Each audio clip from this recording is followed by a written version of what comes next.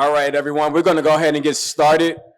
If you guys can just make your way to your seats or wherever you'll be during this conversation, we're just going to go ahead and get started. We know people have to go to work soon, so we're trying to get you in and out of here.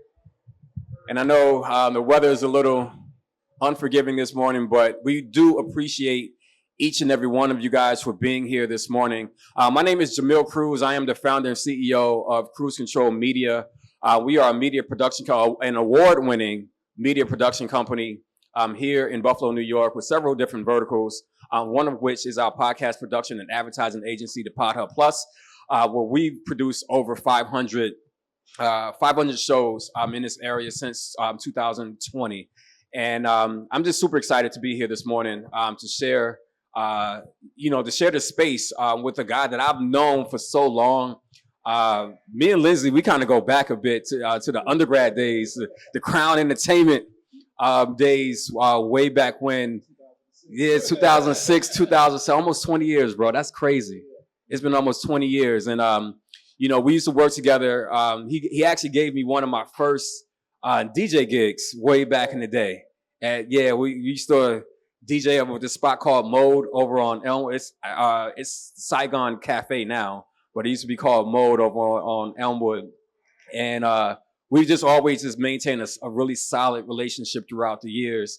And I have the utmost respect for all of the work that he does here in this community.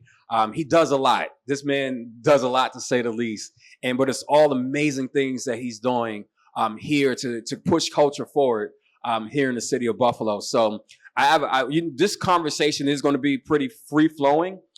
I do want to give you the respect to give just to introduce you properly, right? For those who might not know you, Lindsey Taylor, he is a master at art. He's mastered the art of merging brands, community, and culture through creative placemaking. For nearly 20 years, Lindsey has built a respected track record of working across diverse sectors, including nonprofit, government, arts and culture, entertainment, corporate, and sports, earning undeniable recognition for brand alignment and partner execution. His ability to foster trust within communities while aligning brand partnerships with impactful events has consistently led to the success and growth of all stakeholders involved. I mean, I can go on and on with this man's resume, but if we can just first and foremost, just give a huge round of applause to my brother, Mr. Lindsey Taylor. So Lindsey, again, you do a lot, bro. And it's all a good thing. And I want to preface that, but I don't want that to sound like a disparaging remark, because I know sometimes people say, when you do a lot, it can make it seem like that you're all over the place, but you're very, everything that you do has purpose, is very centrally aligned together. So I'm just curious though, with all that you have going on, what's the engine behind how you do what you do? What's the engine or how I do it? That's the question. Both. Both. The engine is simple, right? The engine has always been community. Whatever I've been doing, whether it's working with youth, whether it's working in education, real estate, in the culture space, it's always been community at the core of it. There's always been a community piece to it. We talk about over this 20 years, we've been, sporting events. It was a community piece to it. So community has always been a piece to it and opportunities for our community to build together, right? And partner within there. So that's the engine behind it. How do I do it? Is discipline, right? And I always say this, when somebody asks me, discipline is doing things you don't like to do consistently. Discipline is doing things you don't like to do consistently, right? I tell my kids this, you want to have a clean house? You got to clean up every single day. If you don't clean up every single day, right, then the house is going to be dirty, right? So it's just building that consistent habit of doing things consistently. So that's the biggest piece. How I do it that's the biggest piece, is doing things consistently and being disciplined in doing that. There is a formula to how I do it. I'm super old school when it comes to this. I'm actually going to show you. I wanted to bring this. I don't think I've ever showed people this. So I write everything down. Literally write everything down. These are the old school ones. These are the old school ones. Oh, I gotta grab that. So So with that being said, so how I do it, right? I have this red notebook. It says you on it. So that means stop and do things for yourself, right? So whether it's family stuff, whether it's personal goals, that goes into this red binder, right? And then I have whatever the task may be. I think there's like 4 of them right here is green. That's business, right? So everything business related is in a green notebook, and there's probably 20 of these at the house, right? That I probably just kind of just go through, and I literally want to write everything down. I'm a huge believer in writing things down, right? Literally writing it down from your thought onto a piece of paper. I know we're in the age of technology and AI and things like that. Thoughts get lost in that, right? What if my phone crashes in the middle of that thought, right? What if somebody, whatever that has happened. I'm pretty sure we all have used AI at some standpoint. And you probably saying something too, or you put something in there, and it takes something that you didn't even have your whole thought all the way in there, kind of refined it. So I want it physically written, and I've seen more of the things that I wrote come to life, right? And that's just how it is. And then, God willing, years and years from now, if my kids want to go through the notebooks and they see what their dad was thinking about, years from now, they can go back and read the writing. So that's the formula of it. And then still to this day, my to-do list is written, right? And we could talk about that strategy if you want to, how I kind of do that work. But I know you probably got some more questions. Yeah, we could talk about that. I want to kind of back up just a little bit though, because I mentioned that some of the things that you do, but let's go back a bit, right? Let's talk about like that natural progression that happened over the years. Again, I met you through, when you started with Crown Entertainment, but you've done a lot since then. I remember Balling for a Cause and the Gentleman's Institute. I mean, you've done a lot. So kind of walk us through like just the natural progression of how everything took place. Yeah, I think when you say you're doing a lot, right? It was this meme I actually posted. I think it was like 2 days ago, and I think for a lot of the people that I'm seeing in this room, everybody has a variety of different skill sets, right? Or a lot of skill sets, a variety of different things going on, right? But there's a skill set that you have that basically propels that. I think mine is vision, right? So when I have a vision, I kind of just want to see it happen. So I go after and make it see it happen. So if I have a vision, say I want to see this national basketball tournament, I want to see it come to life. I have this vision to do this music and arts festival, I see it come to life, right? I have this vision to see, young kids doing, enrichment programs, I want to see it come to life, right? So each and every time I kind of just, envision it, right? When I started off in 2006, we talk about, the party promotion days. At that time, it was never to be in that for 20 years. That was just a stepping stone to get to the next opportunity, right? My next thing from there, I always said to myself, I want to, have I was coming from athletics. I want to have a youth football organization. And then right in the midst of that, I did that, right? And that was transition at the same time Balling for a Cause was happening, right? And that was growing, right? And then during that point, I said, hey, I want to have this, I envision this music festival. Then that transitioned, right? So then now, each and every time, so now it's just the next step of just a different era. Yeah. I'm just curious, when you wake up in the morning, like how do you determine which hat goes on first? All right, so the week basically breaks down like this. So I do my week. Every day has an intention. So Mondays, Money Mondays, to do Tuesdays, work Wednesdays, tighten up Thursdays, finish up Fridays, social Saturdays, self-care Sundays. So each of those days have a point in that day, right? So Money Mondays, so everything money related, right? So if it's all of us bills, right? We focus on what bills got to go out the door, if invoices, things that are coming in, right? Business related, everything. So I'm literally writing it down. Anything, any area of my life that has to do with some type of money is happening that day, or money related. Maybe say I need to set up a meeting with a sponsor or partner. It's happening that day, right? To do Tuesdays is starting off at 1 or 2 core things that I really want to tackle that day. And then work Wednesdays is a heavy work day, right? So that's something I'm working all day. Meetings is happening all day. Tighten up Thursdays. I'm usually tightening up what I've done Monday, Tuesday, and Wednesday. So I'm front loading the week. Finish up Fridays. I want to be done by 12 o'clock, right? And I say I want to be done by 12 o'clock is because my brain is shutting off at the 12 o'clock. I may want to go have a drink at 3 o'clock, right? Who wants to be working at 5 o'clock? So I really try to shut my day off at 12 o'clock. I usually probably go golf with Ron or Craig or somebody in the back, right? That's what I want to be doing on a Friday. Social Saturdays, as you know, we're involved in a lot in the community, so trying to support as many people as you possibly can to spend time with your family. And then self-care Sunday, nothing. I try to do at least anything that I want to do. I don't want to say nothing, but if I want to just sit back and relax and watch football all day, that's what I'm doing. If I want to, go out, that's what I'm doing. But it's all dedicated on me and not the work. But in regards to the morning, right? So once again, the discipline. So I usually wake up, give or take 4:30, 4:45. And that first hour of my day is nothing happening. It's just meditation. So I immediately turn on the shower, have a black shower, and I try to think about nothing.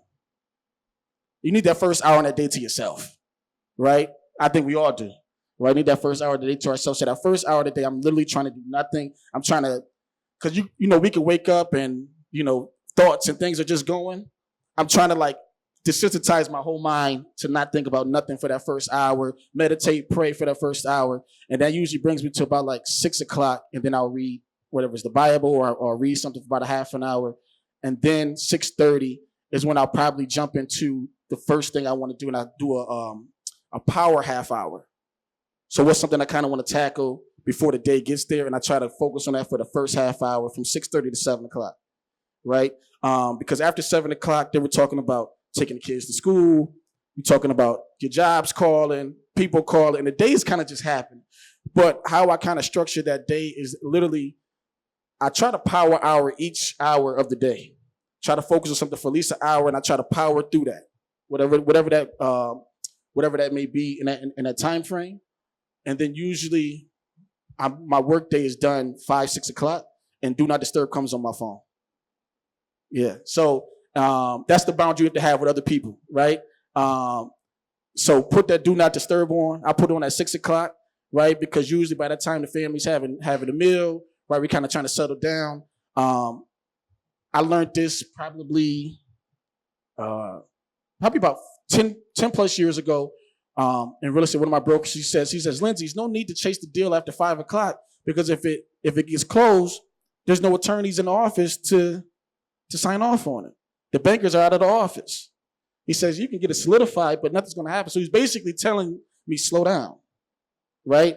And so after that standpoint, I realized that's, okay, 6 o'clock is going to be the end point, right? Because if you allow for your phone just to be open to any and everybody calling you all day and every night, you never going to be able to focus on anything, right? Somebody's going to call you at 10 o'clock at night. Somebody's going to call you 11 o'clock at night just because they know that your line is open. No, my line ain't open, right? Because I need that time to kind of reboot myself for the next day. He's not joking about his line being off because I know plenty of times that I call this guy and it goes straight to voicemail right after. I love what you talked about, like using those power hours too, because there's this technique that I use called the Pomodoro technique, right? Where, I just give myself like these little spurts of, okay, this intense focus, maybe for, 30 minutes at a time. I'm just completely focused on that one particular task for 30 minutes. And then I'll stop. I'll give myself maybe a 10 or 15 minute break just to kind of get my mind off of it. And they actually have, a bunch of devices. There's this little clock. It's called a Pomodoro clock that I actually use. I keep it at my desk in my office.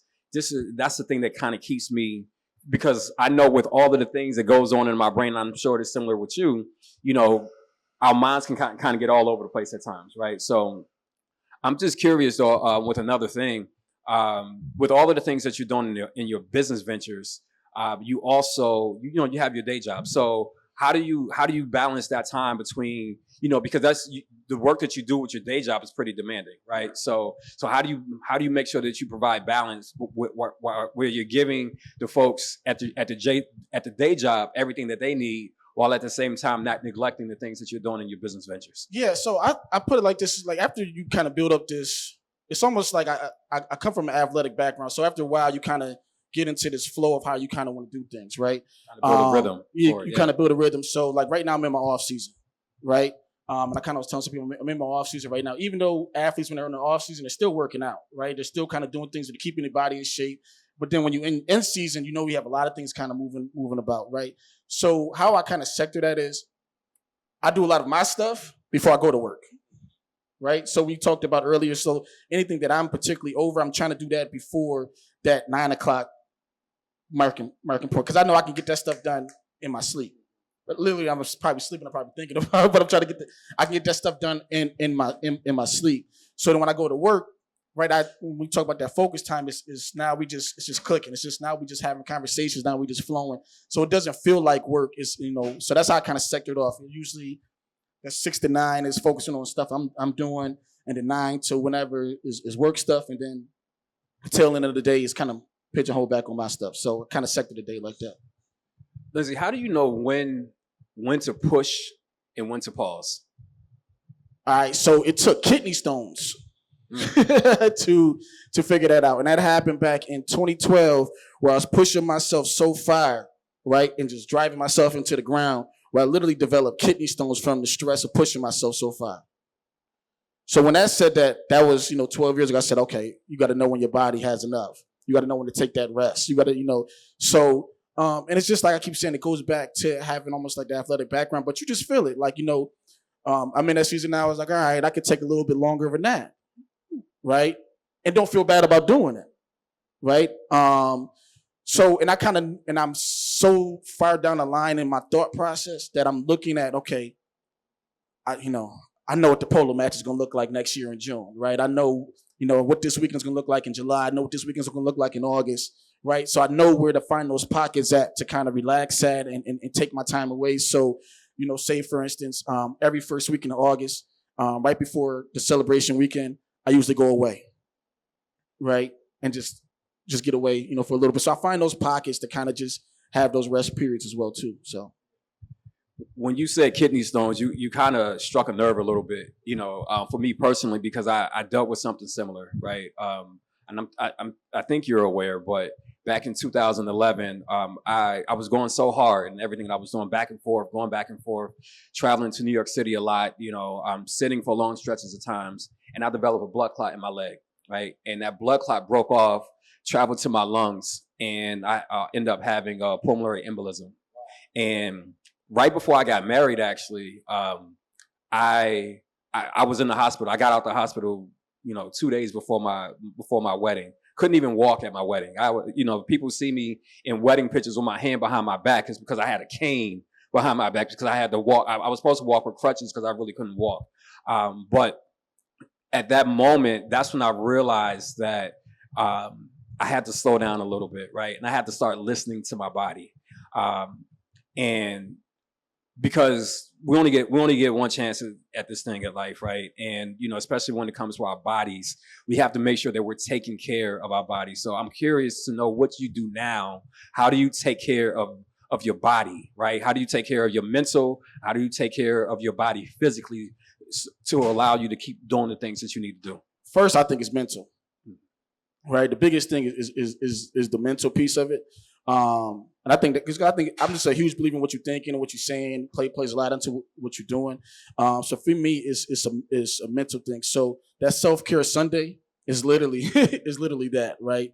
Where I try to just focus on myself, instituting that first hour in the morning of just me time plays a part into that, right? And then in the midst of that early morning, going to go work out and just trying to get your body moving.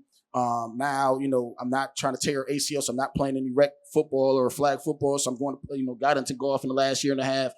So going to do that. So that's therapeutic, right? You're getting up there in age too, bro. We can't do flag football. Yeah, I can't be doing flag football. I can't be, just can't do it. So it's just keeping those things, your body moving, trying to stay as active as possible, but really those mental points of just relaxing, right? And listen to your body at all times, And I think also too, as we talk about yourself, is even more so as we get into these very busy times, is spending that time with your family too, right? Because when you do it all, you still have to find that time to spend with your family. And I recently got some really great advice. Gentleman Tom Ayler's in the back, who says, Lindsey, take an hour each day with each one of your kids, separately. Not all together, but separately. So I'm instituting that now into this. So along the way of this, of this journey is taking things that you learn from people who are mentors or people who are around, just things that you kind of have happen to institute in what you're doing. So we find time to have an hour for, meet somebody for a drink, or have an hour to go play golf, or have an hour to set up a business meeting. So intentionally taking that time for each one of them individually is something I'm working on now, not just as a collective, because we always do things as a collective, but individually, and have those own individual conversations. So that's a piece of it too. Yeah, that's a good segue to my next question too, that I wanted to talk to you about, which was family, right? So because you are a man of many talents, but you're also an amazing family man. You're a husband. You're a father of a amazing child. I mean, four children now, right? A lot of them. Got a whole tribe over here.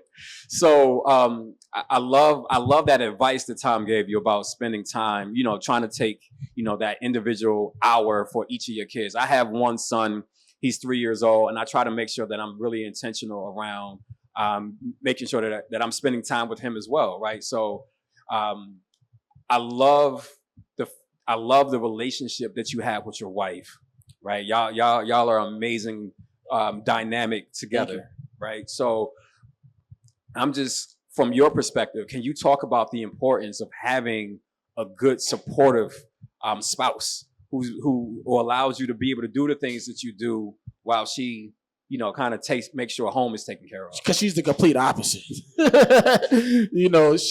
doesn't want to have, fire is complete opposite, not in a bad way, but like she doesn't want to be in the spotlight like that. Yeah, right. I really don't want to be in the spotlight either, but her the main task that I have is really holding the family down, right? And allowing me to be in that space that I'm in, and understanding that, I may have to be out here and be out there, and having full respect and trust in that. So knowing that, and knowing that everything is going well, and I have to test everything from stay on top of the homeworks and stuff like that.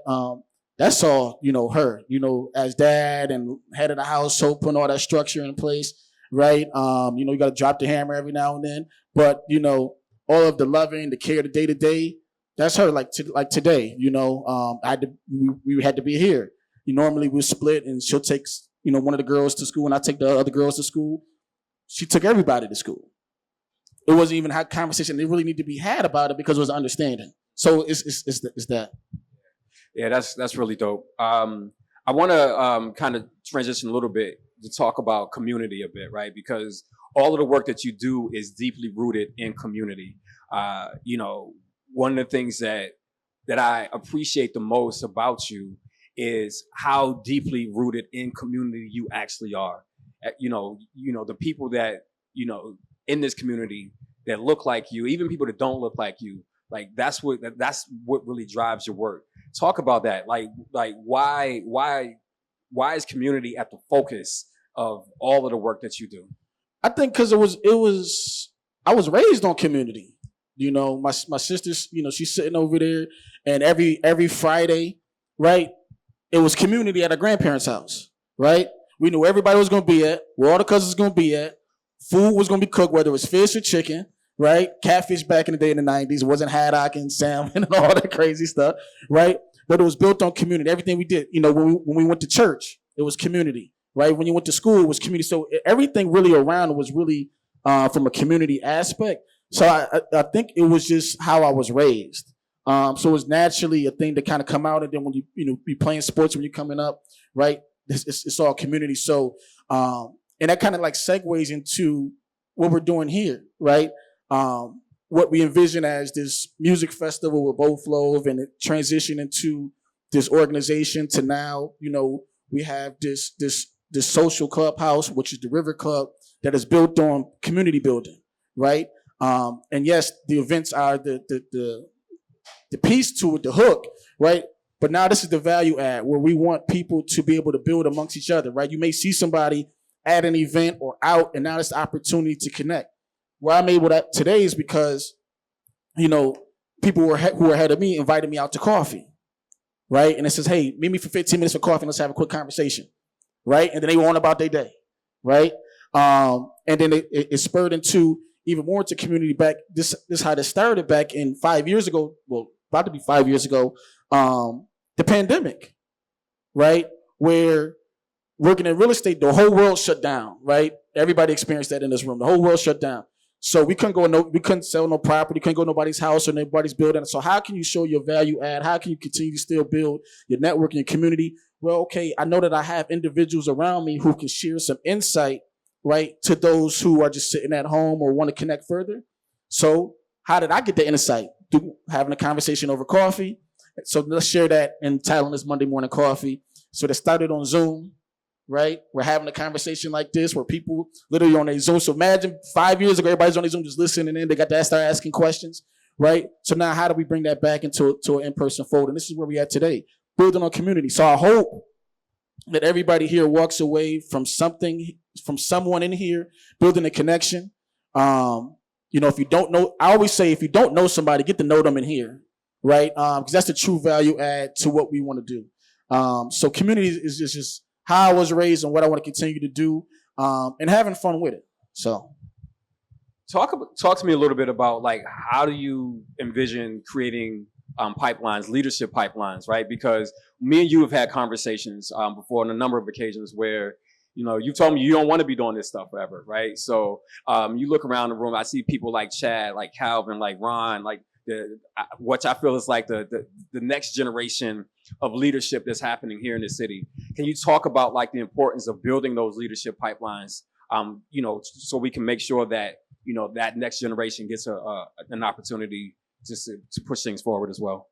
Well, yeah. So it's one is succession planning, right? And I would say for a large part of our community, right, we haven't really seen succession planning, right? A lot of organizations that look like people that represented by me, when that leader and that figurehead, God forbid, passed away or they moved on, the organization kind of went like this. So particularly, and I'll speak from my perspective with Beau, Fleuve, there's a strategic plan that's already in place, that's already in flow of succession planning, right?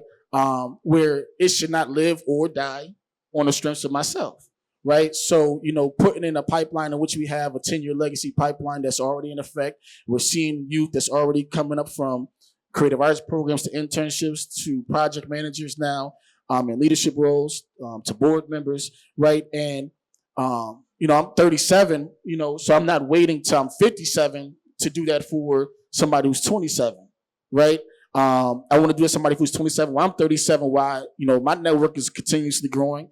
Let's bring you along as well too, and because people have done that for me, right? But I know it hasn't happened for everybody, right? Sometimes we do see the glass ceiling, sometimes we do see gatekeeping happening, but that doesn't revolve around the community that I want to build, right? So one is going to be succession planning, which is in place. So you'll start to hear some more things about that in the coming months of what that looks like on the Beau Flow side.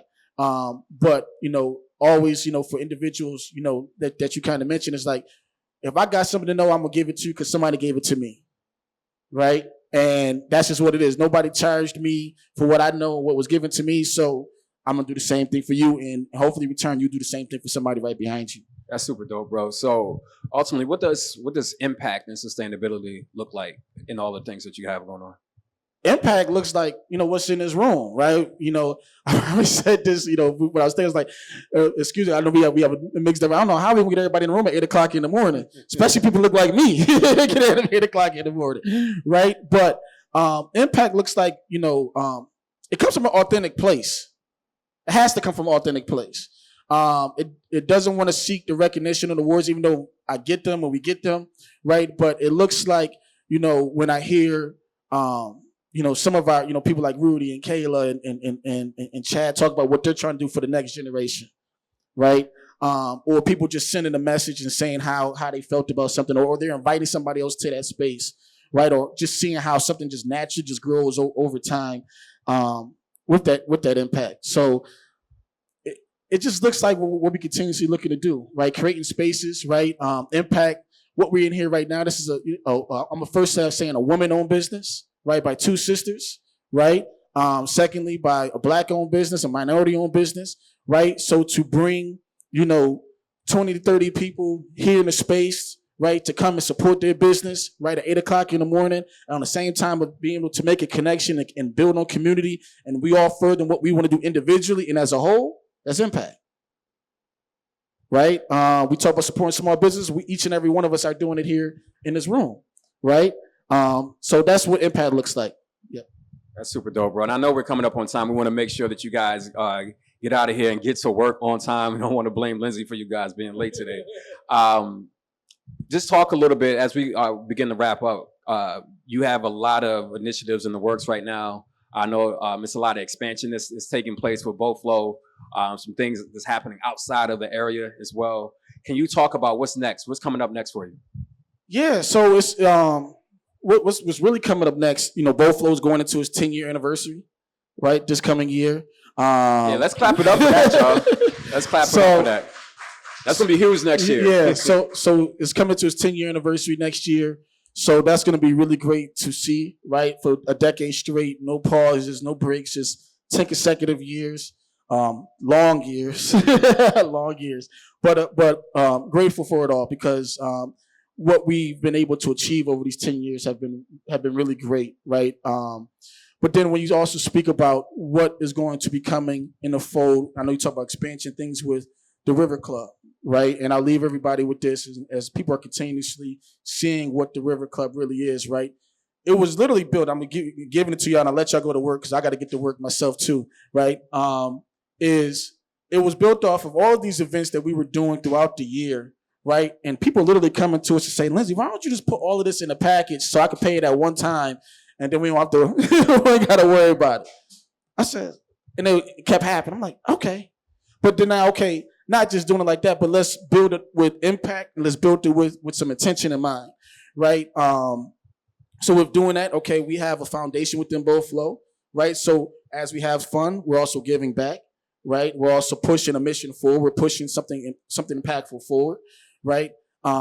But then also not even so much just on the events, in which we had some really great events this past year, or whether you went to the polo match or we went to the Finger Lakes or, you know, many other things that we're doing, right? It's now it's continuously having those value adds, right? Monday morning coffee, right? Whether it's pickleball, whether it's golf, whether it's those other connection pieces, some more things that we're going to be doing in the springtime. We will have doing some out of region things, right? Particularly in the Finger Lakes region. Continuously that impact there on our summer retreat. We have some things in the work in Niagara-on-the-Lakes, right across the border in Southern Ontario. You'll see some stuff coming out this week for our ski weekend in MOK down in Allegheny. And then also our 3-hour approach, right? Our 3-hour approach is really starting to make some imprints, right? In markets within 3 hours of us, right? So that's Syracuse, Pittsburgh, Cleveland, Erie, Toronto, right? Places that we can drive to easily, that would you want to drive here easily, and really creating this more regional Northeast community. And as you'll be able to see, even far as down as to the DMV area, right? In which we had a really impactful weekend during CBC and continue seeing that imprint there. So, and a lot of that was built on a development standpoint, right? Is that if you're in a nonprofit space that you know that there's 20,000, I may be shorting it, nonprofits here in Buffalo, New York, right? And those 20,000 go to Oshai every single year asking for money, right? So how do you expand that development strategy, right? You got to get outside the region, right? And also at the same time, building that with the River Club is that there's individuals like those in this room that want to have more third spaces with people that are like-minded like them, that are like being like them. So let's reach out to them as well too. So you'll start seeing some more impact in those areas in those regions. So stay tuned for that as that will start to roll out more towards the end of the year. And we're really excited for 2026. Well, Lindsey, you are a true visionary. You are a man, again, of many talents, and but also to this, all of the things that you do to keep community at the forefront. It should be celebrated more, right? And I know I've had the opportunity to celebrate you and to recognize you for this amazing work that you've done and you continue to do. And we just thank you. Thank you just for all the things that you've done to keep pushing our community forward here in the city of Buffalo and really putting Buffalo on the map, you know, with all of the amazing things that you're doing. So if you guys could just give another round of applause to my brother, Lindsey Taylor. Thank you all. Thank you. Really appreciate each and every one of you guys for being here. Again, I know there were some cards that were laying around here. If you guys want some information about the River Club, about Beau Fleuve, There's some cards that has some information on how to join and get more information about how you guys can get involved with all of the amazing things that Lindsey has going on. Don, our board president's right here. She gonna sell you. Hey, no, I appreciate everybody for coming out. This is the first one of our series. So what this kind of looks like for Monday Morning Coffee, we're gonna do this in a 4-part series. So our next one is in 2 weeks. So we'll be going all the way until December 1st. So we'll have 4 of these, and then we're gonna take a break. We're gonna put an out of office on December 2nd.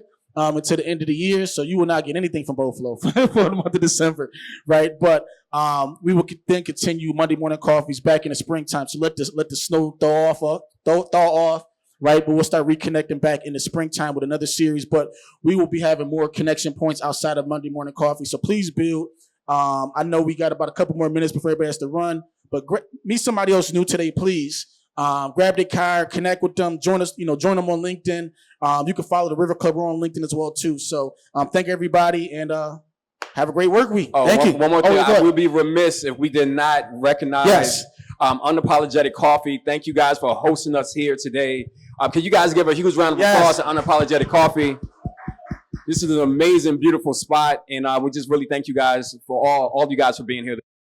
All right, take care, guys.